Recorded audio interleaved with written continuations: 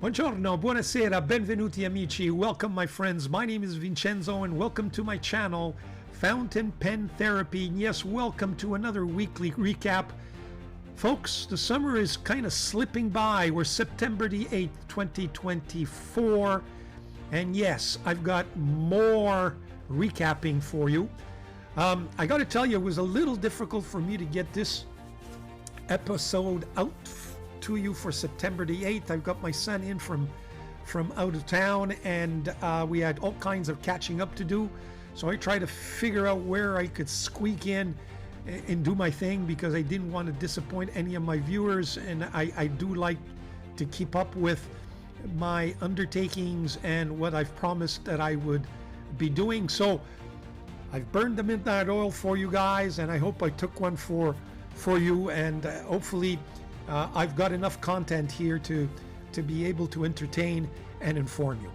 Yeah, we're going to be taking a look at what's out there in terms of pens products. We're going to take a look at what I've received and what's in the pipeline. We'll do some pen resurrections. I've got some ink swatching to do.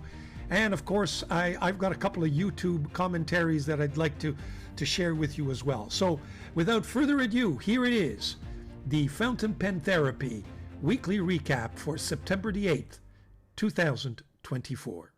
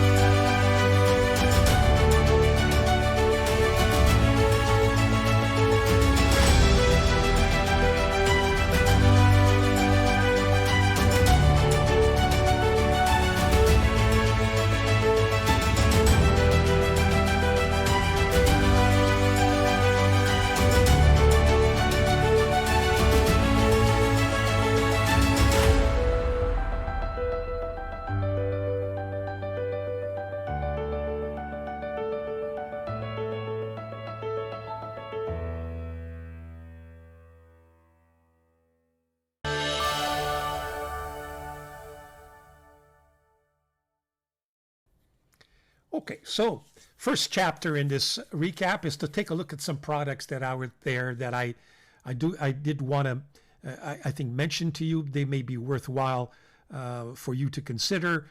And again, I want to make it perfectly clear here. I'm not trying, I know Hemingway Jones this week went off on a long rant about that he doesn't want to sell you pens, and that I don't want to sell you pens either. I'm not selling you pens. I think the objective of this channel is to entertain you with some passionate reviews, and at the same time inform you. It's, after all, you are part of a community that likes to collect pens. At least most of you do. Some of you have purchasing often. Some of you purchase once in a while. Some of you have, and the smart ones have budgets, and that's fine. But I think it's important, at least for my channel, to be able to inform you what's out there.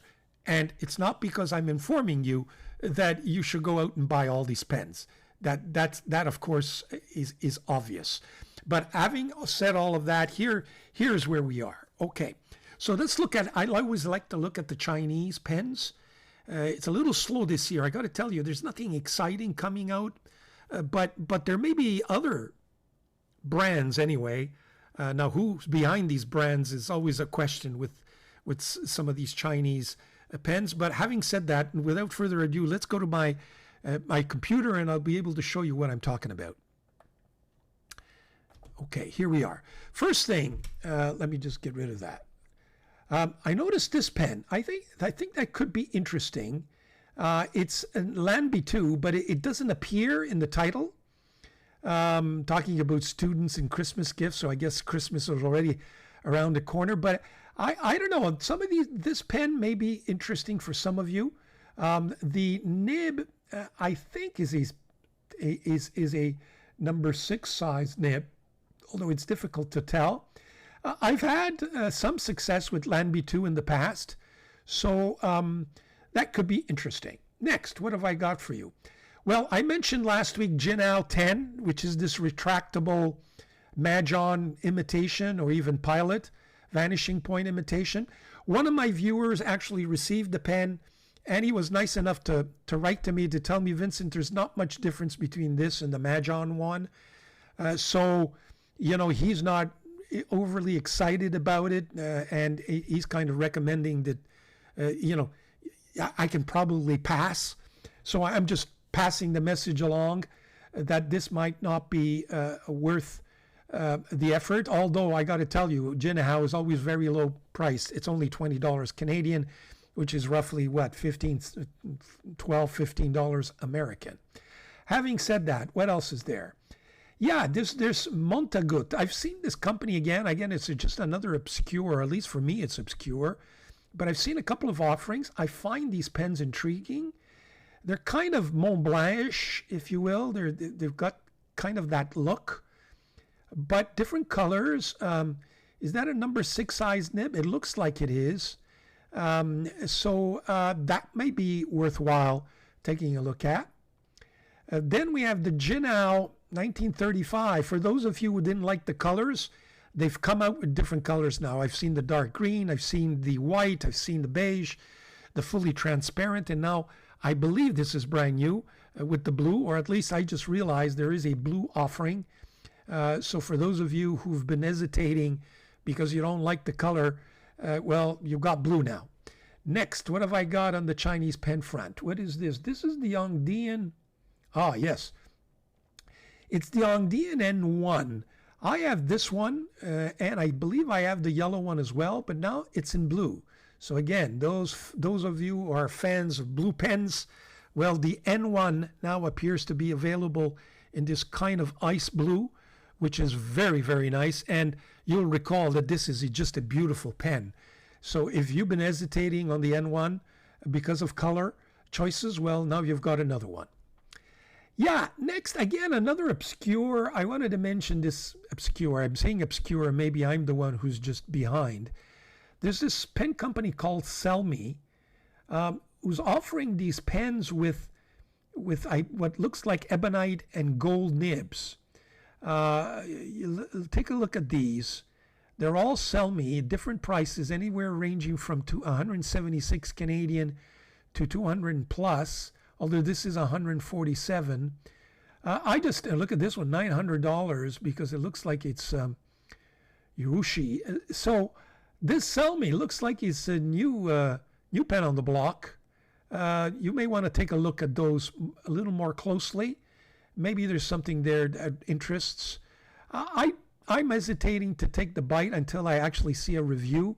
And I know I should be doing the reviews, but when I have to spend $179, I'll wait a little while, or maybe I'll go for some like this one, this $70 one, or where is it? Lower priced one that we just saw. Yeah, this one here is $22. So maybe I'll take a look at some of the lower priced ones and see what gives. But again, did want to mention it to you. What have I got next? I've got this beautiful Montegrappa. These look like they're new. At least the first time I've seen them. They're referred to as the Travisium Montegrappa pens. This is Pen Chalet. Offers them in different colors of resin. I really got to take a closer look at this pen. It may be very, very interesting. Looks like it's a good size. I believe it's all steel nib. The price is $375. It's not cheap, but it's not $500, $600. So that may be something that I may want to pull the trigger on. Next, I have Pen Chalet offering these Laban Antique 2 version. Very nice, I think. Different colors. And you got this yellow. You got this kind of teal and kind of this green. At $96, this may be something that may interest you. What have I got next? Oh, Goldspot's got this exclusive mini Opus 88. And I mean, as beautiful as this pen is, and I know, I believe there's a couple of reviewers who were obviously received these pens for review. I think there's Fig Boot and Doodlebud. and there's some very nice things to say about it. But let me tell you my experience with this pen. And I will go to my overhead camera for that. Yeah, let me just pull it out. Here's my version of that Opus 88. And you know, some of you have written to me that have had lots of success with this pen. Here it is. Here's that knob. First of all, what has to be said, and I hope this kind of stays on because I'm having a problem. It does post, but look what happened to my pen. It kind of snapped. There you have it. It's just not in place anymore. It used to be in place, and when I snapped it, it would just freely turn, which I wasn't very pleased with. But now the top part is completely snapped off on me, so, which is unfortunate. Now I should maybe report this back to Opus and to see if they'll replace it. I've never had the time to do it because I got to tell you, otherwise this little pen, I agree, is a little gem of a pen, and would have been one of my favorite pocket pens. But just, you know, buyer beware. And this thing kind of turns. So I think I've got to report it to Opus and see if they send me back just maybe another piston or something, or if it's under warranty. We'll see what I can do with that. But I thought I'd mention it, that take a look at it. Take a look at other reviewers. Maybe it may not be as sweet as we think. What else have I got for you? Yeah, let me just cut. Santini's got an outlet sale. Now, Santini, I've always thought that this one of the more reasonably priced, high-quality Italian 18-karat gold nib pens on the market. And now we've got some even discounted prices. So take a look at this Santini site. There may be something that may please you. So there you have what I would say are what's out there in terms of product availabilities. Now, let's take a look at what I've got for you in terms of what I've actually ordered, and that could be interesting. Unfortunately, they're ordered. They're in the pipeline now, at least. They're not just being considered, which is the next step, but they haven't arrived yet. They're late. But here we go. What have we got?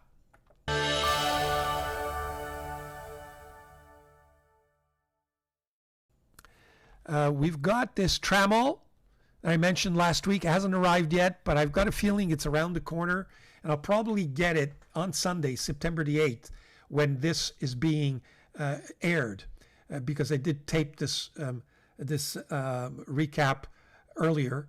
What else I got? I ordered a stipula lucens with a flex nib. Planning on doing a flex nib video, and we'll get to that in a second. So I thought I've added this to my repertoire that will form part of that video. What else have I got? Yeah, I received a shout out from Danka58. This was a small company that manufactures or puts together notebooks that used to sell on Etsy. They sent me an email saying, would you like to review a couple of our notebooks? And I said, sure. So this is one of the notebooks that they will be sending me. This is another one, the B7 natural paper. The one previously is just 84 GSM paper. We'll see what gives, and I'll give all the details once I get it. We also have this B7 natural paper. And then the third one is this 75-gram paper notebook in blank form. So, we'll take a look at all these notebooks when I get them, but they're in the pipeline, so to speak. Okay, so what have I got for you next? Well, what have I got for you next? Let me just take a look at my notes and make sure I haven't forgotten anything. Now,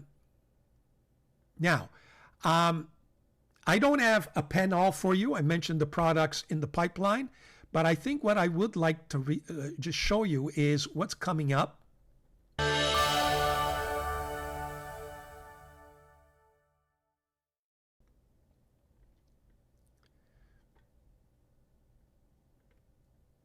Yeah, what's coming up? Well, which I guess are pens that I did receive and that are subject for review.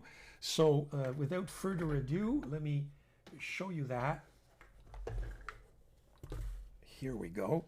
And I think I'm spoiling some of the surprises, but I think you've seen these during my vacation videos. So where are we? We are here. There we go. These are the pens that are all being reviewed or going to be reviewed in the coming weeks. I've got the scribble that's going to form the object of my review this coming week. I've got this mag 650. Finally, I'm going to give you my point of view on this pen. I've got this Omus Ogiva. I've got this Ultra Ogiva Mayora that I'm going to be reviewing. I've got this Radius Settimo and this T22 that I have to review. I also, as I mentioned last week, received the Falcon pen from Pilot. Again, to add to my Flex Nib collection, so I can put together a review for you. So there you have what's going to be subject to review and which I've received.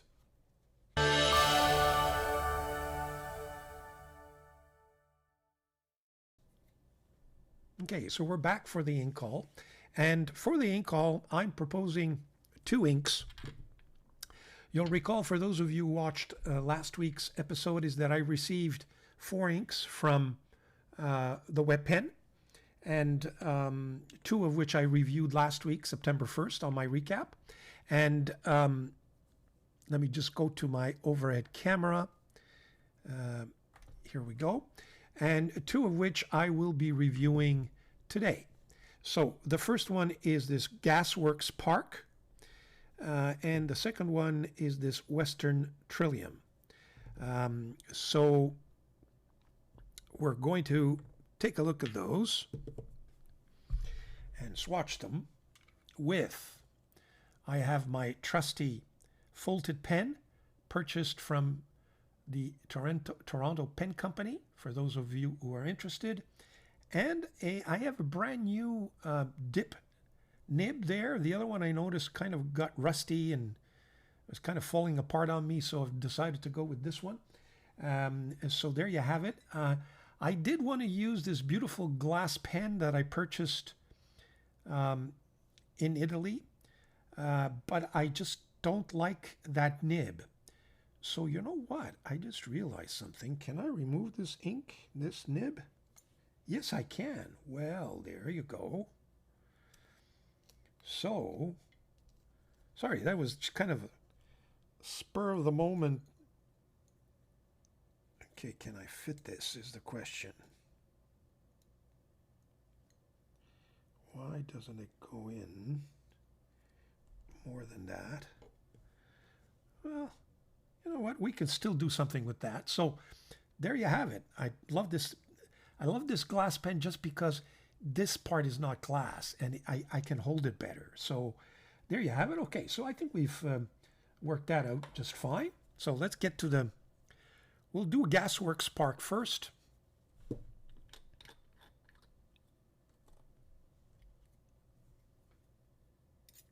Looks like it's a greenish ink.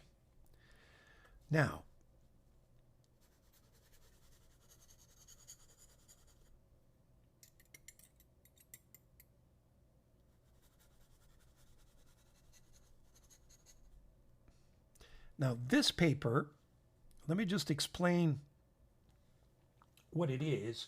It's Tomoe River paper. It's a Pluma notebook. Do I have it not too far away? Yes, I do. Here is the notebook. In the back, you could see where is it? Yeah, right here you can see Pluma, and I have it in front. Tomoe River paper, but I bought this notebook very cheaply, believe it or not, on Amazon. So we'll take a look to see whether it's similar to the other Tomoe River paper that I'm going to be using in this review. It is kind of a beigeish tint, but this is rhodia paper, dotted.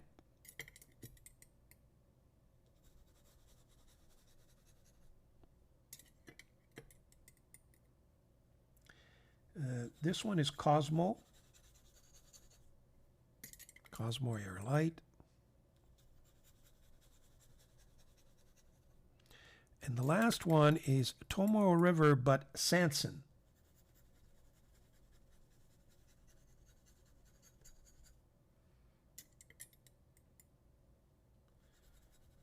Okay, so there you have it.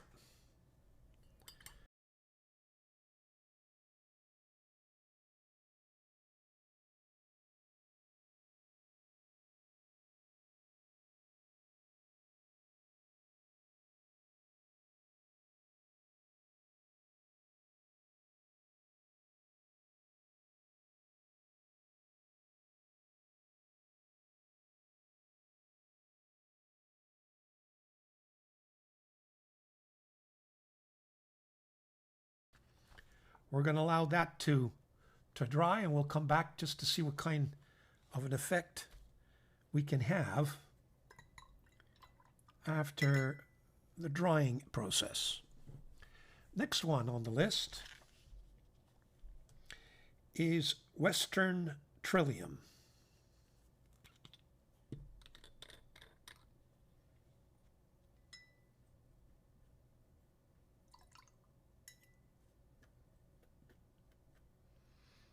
Okay, this looks like a purplish.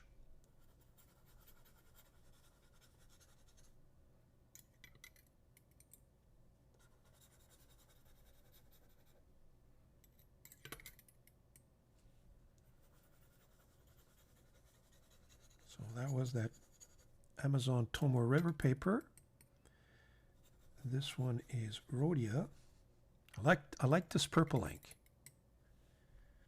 This is Cosmo Air Light.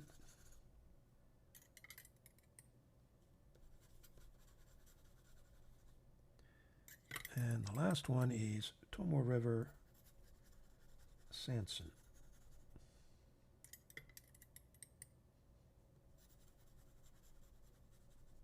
Okay, there you go. So that's that. Let's dip and write some titles here.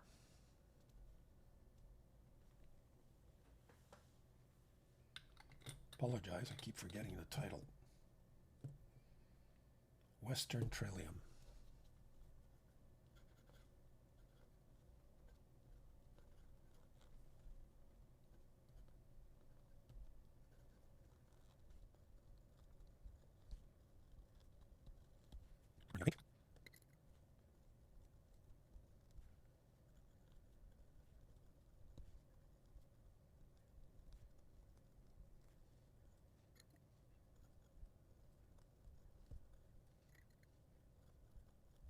Fairly quick drying inks.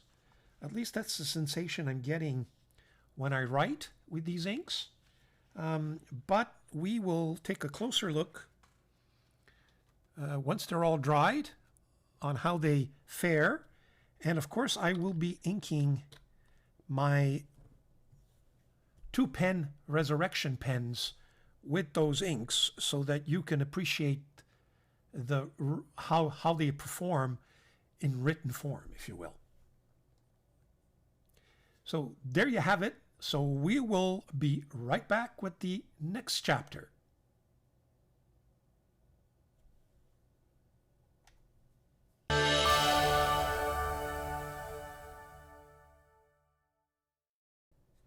Okay, so here are the pens that I resurrected last week with one additional pen that I added in the middle of the week, and I'll explain in a second. There's 5 Delta pens here that I hadn't used in a while and figured I'd put to to good use. And I got to tell you, some of them have seriously disappointed me. And as you know, Delta is one of my favorite pen companies, but I've got a feeling that some of these pens, I don't know if it's the nibs, if it's the feeds, if it's the ink, but during a week, I tried to use them, and some of them just kind of dried up on me, and within very little time. This is the Virtuosa. You can tell it's gone.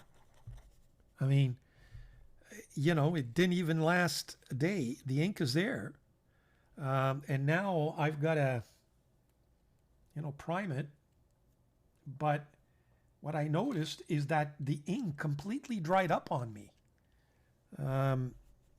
It's like, don't know what happened. So maybe I never had any because I just kind of primed it.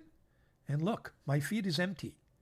So I've got a feeling that I thought I had ink in here because everything was blue, but it was just stains. There's no ink in this one. So I was disappointed. So I got to give this pen another chance. Let's go to the next one. This is I keep getting it wrong. It's the Icon. Now let's see if this thing has any ink in it. It sure does, okay? I can see it, swishing in there. So there's no excuse for this one. And let's just see how this did. So this is and you can see that it just doesn't want to write. So, I found myself all week kind of priming it, just kind of let it drip a bit on my cloth here to get it to write.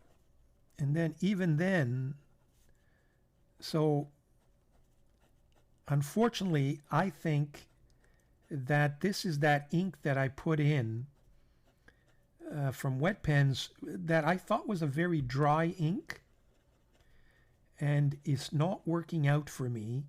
At least it's not a good marriage with this pen, which is a kind of a, not kind of, it's a stub. So not working out. That ink didn't work out for me at all, at all, at all. Now, what have I got in my journal?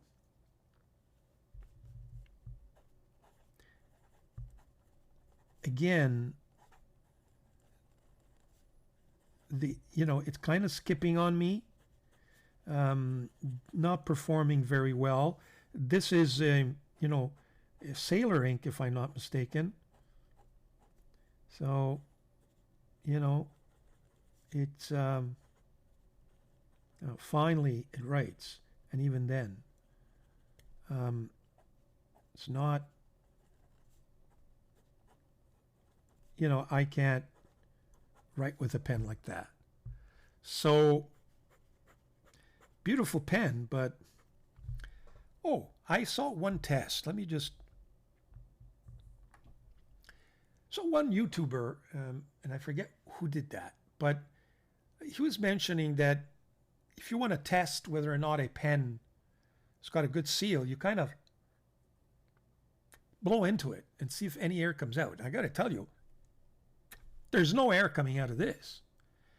So I cannot figure out what is it that's the only conclusion I have, and I'm going to test it, is that ink may not be the best thing for this pen. And maybe even this stub nib and feed may not be the best thing for it. So stay tuned. I gotta figure this out. The same thing goes with this other. I'm gonna blow into it, and it's perfectly étanche, as they say in French. In other words, sealed. Now we've got we've got the Delta broad nib, gold nib, and we're a lot better here. Not a problem with this one. And I did use it quite a bit. And this is with the other ink. I believe it's with the other ink from Wet Pen.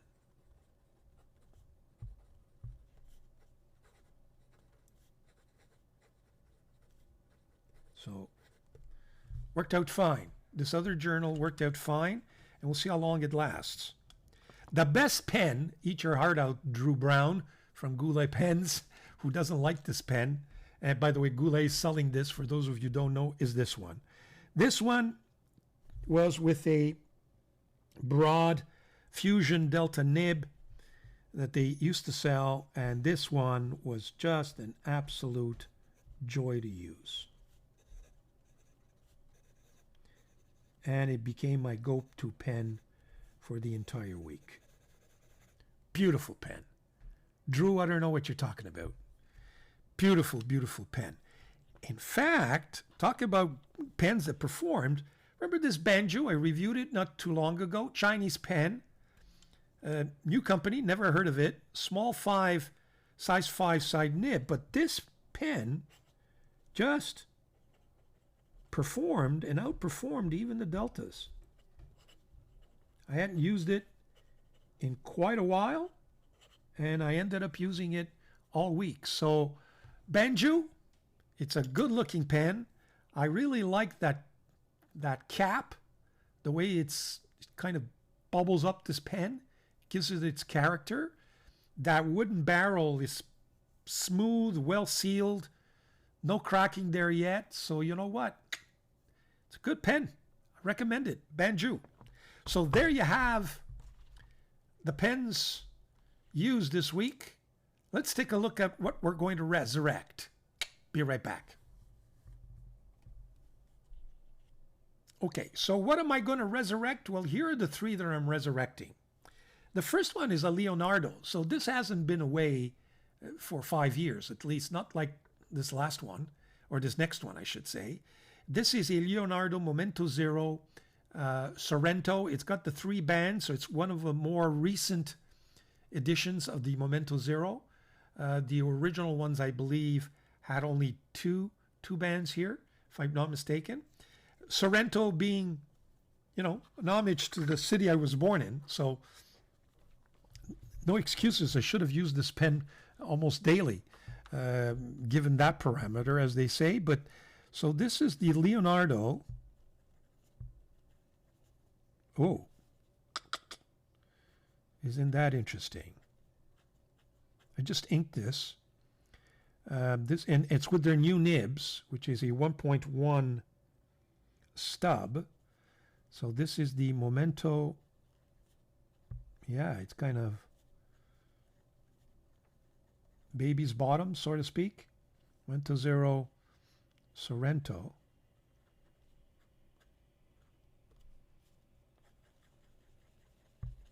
See how it does.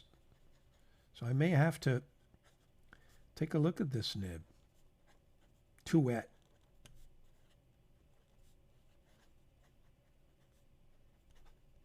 Much, much too wet. So I got to look at this nib. Something's not right here, because yeah, it's kind of bubbling up all over the place. So I got to take a look at that nib, but I will resurrect it and let you know next week what the results are. What's next? This is a Marlin 1. Don't find these nibs, these pens readily available anymore, but I find that the resin on this pen, the size is a little small, but when capped, very comfortable. It's got a very nice nib, and this is a broad nib. So this is the Marlin. They call it the Marlin 1. And I think it's a number 5 steel nib. It's hard to, let me just compare it to the Leonardo. Sometimes, yeah, it's a number 5. Definitely number 5. Just kind of looks bigger than a number 5, but it is a number 5 steel nib. This is the green model, and this is the ink that we just swatched. And what's the name again? Yeah, this is the Gasworks Park. So the ink is Gasworks Park from the wet pens. or the wet pen. Okay, so there you have it. Feels very, very nice.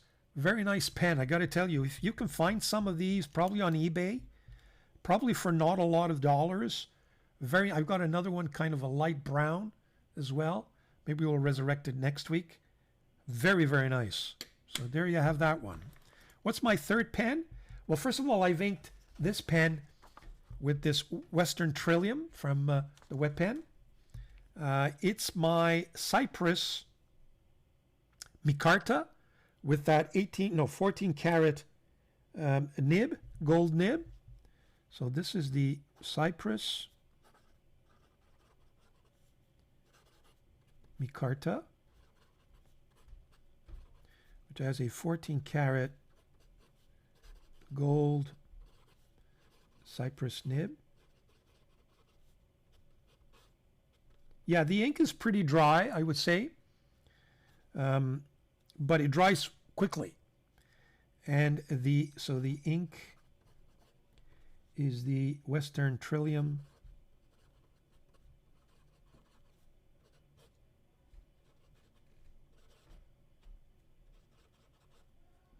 from the wet pen.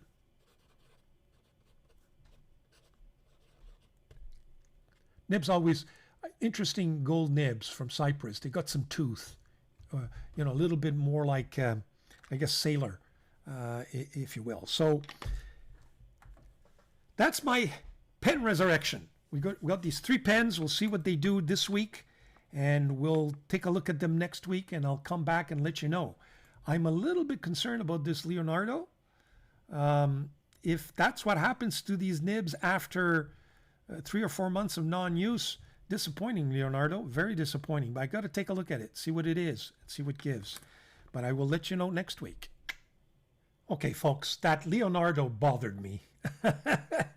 I said to myself, why is that pen not writing? It's not normal. Here it is, folks. This is a warning. When you take shortcuts, this hobby teaches you a lesson. Let me just go to the pen.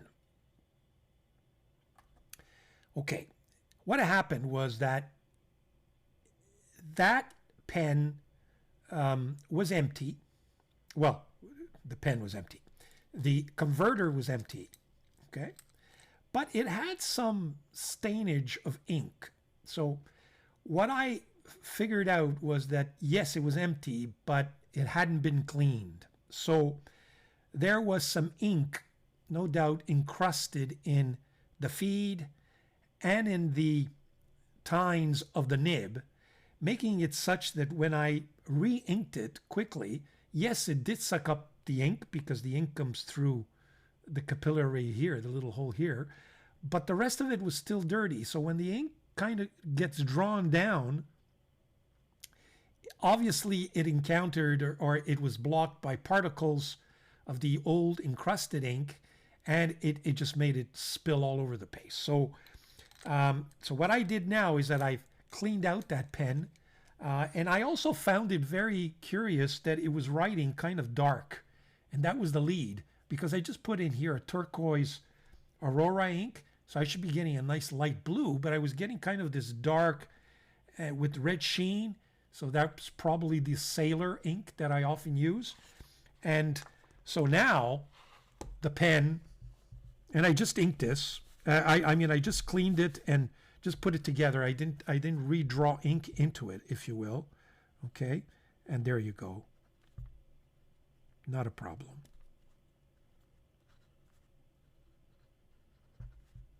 Now it is thick because it's a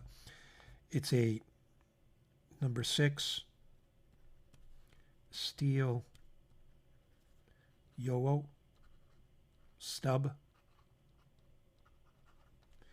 and the ink is Aurora turquoise. And you know what? I still haven't washed it properly, because I should have. I didn't want to lose the ink that's in the converter. I just washed the feed and the nib unit, if you will. And that explains why even now, the turquoise is not coming out really turquoise. It's darker than what Aurora usually is. Aurora is very light. So, if you're going to do it right, I would even suggest to flush that converter. Yes, you lose a bit of ink, but do it right. But having said that, at least now I'm reassured that I should have a semi-good experience next week with this stuff. Okay, so there you have it. Sorry, but I needed to get it right, so to speak, and that's a lesson for all of us. Stay tuned for the next chapter. Again, I repeat, it's going to be YouTube reviews.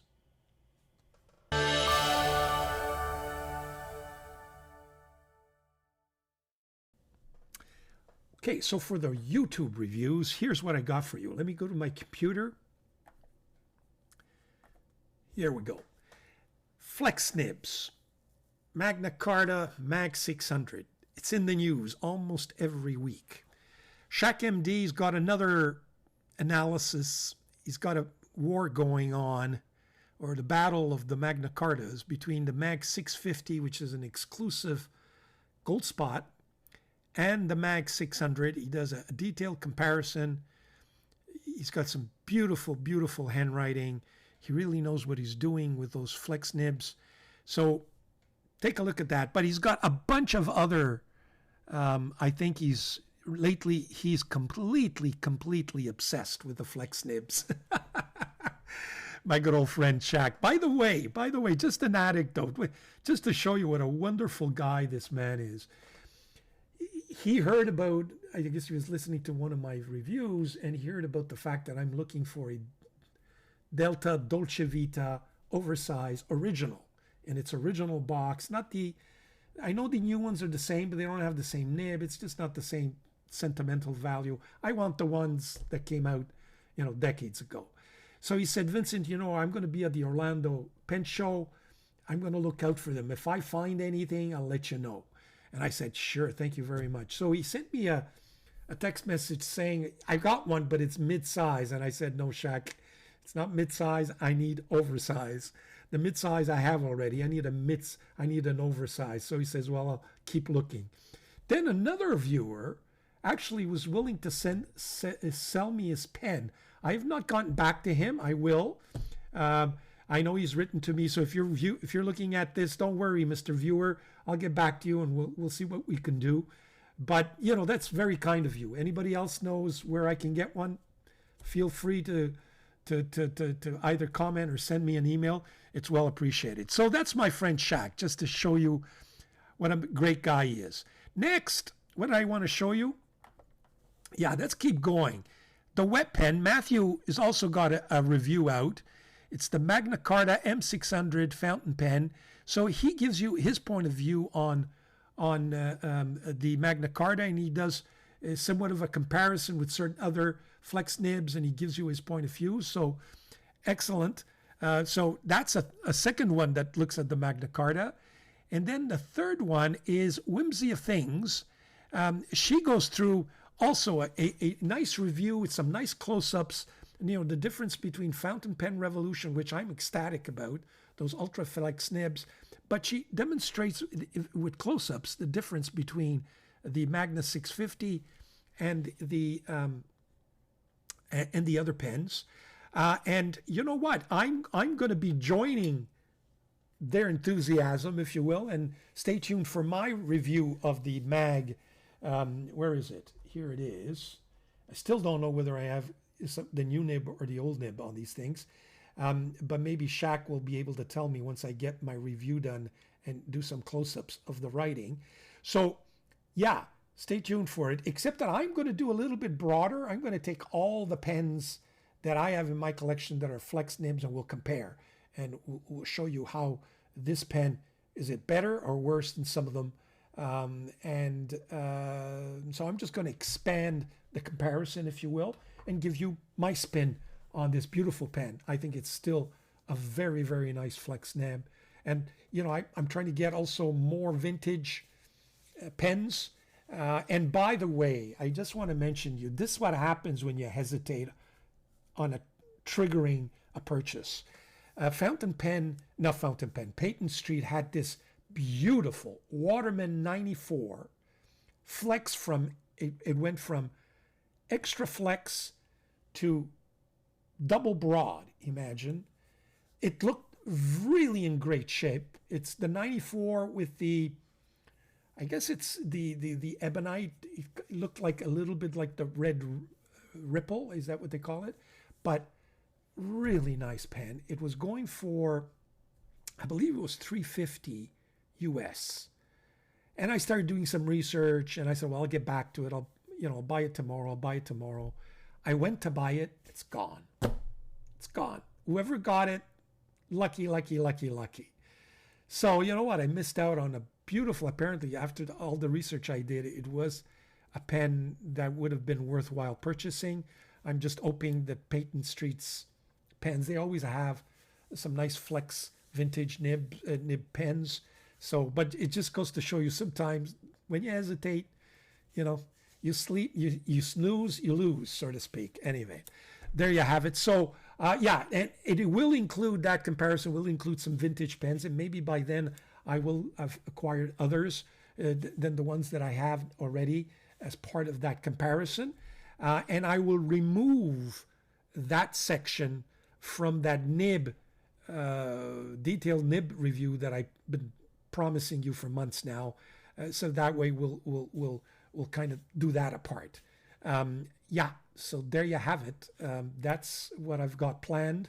And those were the YouTube reviews. Now, what have I got planned for my channel? Well, first of all, you have the O Sole Mio Optima Aurora pen that I've published this week, which again, if you haven't taken a look at that nib, please do, that YouTube review, please do. It's very interesting. It's a beautiful pen and it's close to my heart, so to speak. What's next? It's the Scribo. Yeah, indeed.